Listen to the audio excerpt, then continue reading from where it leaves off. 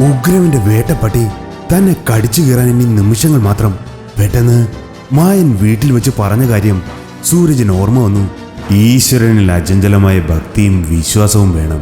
എങ്കിൽ മാത്രമേ ഈ ചരടുകൾ കൊണ്ട് പ്രയോജനമുള്ളൂ. വളരെ വർഷങ്ങൾക്ക് ശേഷം അവൻ കണ്ണുകളടച്ച് പ്രാർത്ഥിച്ചു.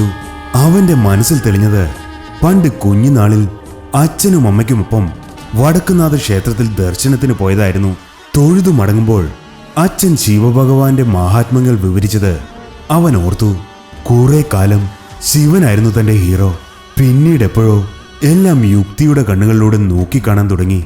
എന്നാൽ ഇപ്പോൾ ഈ നിമിഷം സൂരജ് തന്റെ മനസ്സും ശരീരവും ശിവഭഗവാനിൽ അർപ്പിച്ചിരിക്കുന്നു. ആ ദുഷ്ടമൃഗം സൂരജിനെ ലക്ഷ്യമാക്കി കുതിച്ചുയർന്നു. അപ്പോൾ വടക്കുനാഥന്റെ സന്നിധിയിൽ നിന്നുകൊണ്ട് തൊഴുകൈകളോടെ കുഞ്ഞു സൂരജ് അച്ഛൻ പറഞ്ഞു കൊടുത്ത ആ മന്ത്രം ഉരുവിട്ടു. ഓം നമഃ ശിവായ.